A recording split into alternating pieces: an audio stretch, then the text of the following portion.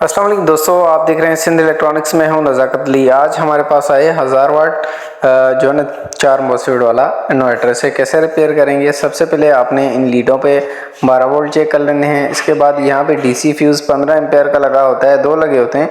इनको अच्छे तरीके से चेक कर लें, ज़्यादातर ये ही उड़ जाते हैं। अगर ये बिल्कुल ही ठीक है तो इन कैपेसिटर पे वही वोल्ट आते हैं जो आपके मेन लीडों पे आते हैं, जो बैटरी के वोल्टेजेस होते हैं। इन दोनों कैपेसिटर पे वही 12 वोल्ट, अगर बैटरी है तो 12 वोल्ट आएंगे, अगर 14 वोल्ट है तो 14 वोल्ट आएंगे। अगर ये आपके डीसी फ्यूज बिल्कुल ही ओके होंगे तभी। इसके बाद आ जाता है जो है ना ये TL494 हमारा आईसी। इसकी पिन नंबर है जो है ना ये 7 और 8 पे जो ना वोल्टेज वही बनेंगे जो आपके कैपेसिटर से वोल्ट आ रहे होते हैं।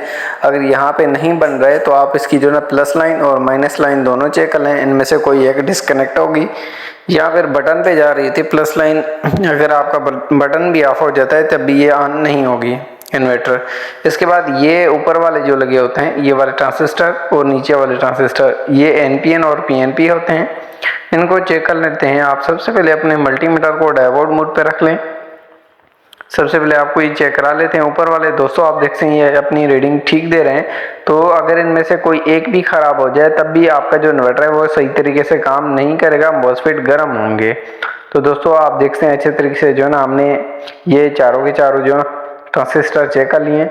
ये जो ऊपर वाले ट्रांजिस्टर है ना हमारे ये वाले हैं NPN, ये ऊपर जो लगे होते हैं इनमें लिखा होता है HY1D, और ये नीचे वाले हैं ना ये HY2D, ये हैं PNP ट्रांजिस्टर।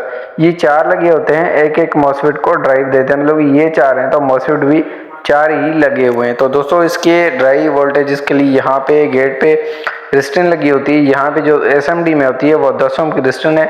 आप यहाँ पे जो ना आप भी 10 ओम लगा सकते हैं या फिर 22 ओम या 47 ओम कोई भी इस्तेमाल कर सकते हैं। यहाँ पे अगर डायरेक्ट करना चाहें तब भी हो जाएगी। ये प्रोटेक्शन के लिए लगी होती हैं ताकि NPN और PNP ट्रांजिस्टर इतना जल्दी ना जलें, और अगर बाइसिंग भी ना बने आपकी तब भी यही फॉल्ट होता है, ये ट्रांजिस्टर खराब हो जाए या IC। और जो इसमें आप FAT यूज़ करेंगे वो है 75N75, 4545 और 3205 और 1906। ये तीनों मॉसफेट आप इसमें इस्तेमाल कर सकते हैं अच्छे तरीके से। और अगर ये वाली गेट वाली रजिस्टर भी ख़राब हो जाए तब भी आपके बाइसिंग वोल्ट नहीं आते, या ये जीनर डायोड ख़राब हो जाए तब भी आपके जो बाइसिंग वोल्ट हैं वो नहीं बनेंगे।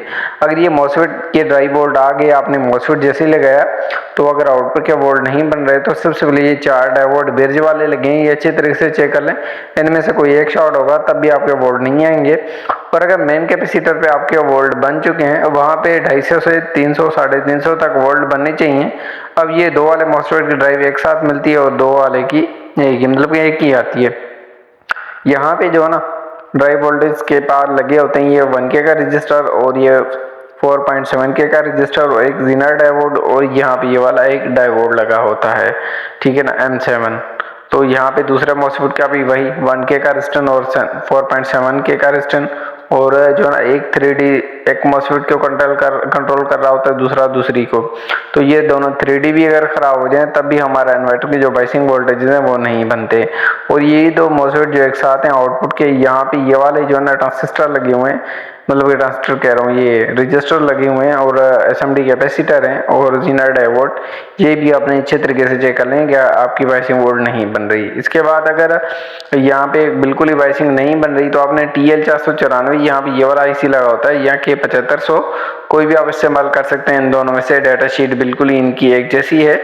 अगर बाइसिंग वोल्ट नहीं बन रहे तो आप ये तब्दील कर लें, इंशाल्लाह जो ना आपकी चारों की जो मॉसफेट हैं वो बिल्कुल ड्राइव बिल्कुल सही तरीके से बन जाएगी। और काफ़ी दोस्त कहते हैं कि ड्राइव बन गई, मॉसफेट जैसे ही लगाते हैं तो आउटपुट के वोल्टेजेस कम निकलते हैं। तो सबसे पहले आप अपने मॉसफेट सही तरीके से चेक कर लें, सीरीज़ में भी बनाकर चेक कर लें ताकि आपको सही तरीके से पता चल सके। और अगर ये एक की भी बाइसिंग कम बन रही हो, एक की ज़्यादा बन रही हो, तब भी आपके वोल्टेजेस कम ज़्यादा बनते हैं, कम बिल्कुल ही बन जाते हैं 145 के 148 150 तक। और इसके बाद जो काफ़ी दोस्त कहते हैं कि हमारे आउटपुट पे DC वोल्ट बन रहे हैं AC के बजाय, ठीक है ना। वहाँ पे अगर ये वाले यहीं पे लगे हुए हैं, मतलब के सॉकेट के कनेक्शन, तो यहाँ पे AC वोल्ट बनते हैं। अगर कैपेसिटर से लिए हुए हैं तो वहाँ पे DC ही बनेंगे।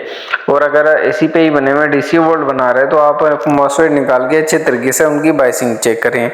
तो दोस्तों अगर ये वीडियो हमारी आपको पसंद आ जाती है तो हमारे यूट्यूब चैनल सिंध इलेक्ट्रॉनिक्स को जरूर सब्सक्राइब करें और बेल आइकन को दबाना ना भूलें, ताकि हर नई आने वाली वीडियो का नोटिफिकेशन सबसे पहले आपको मिलता रहे।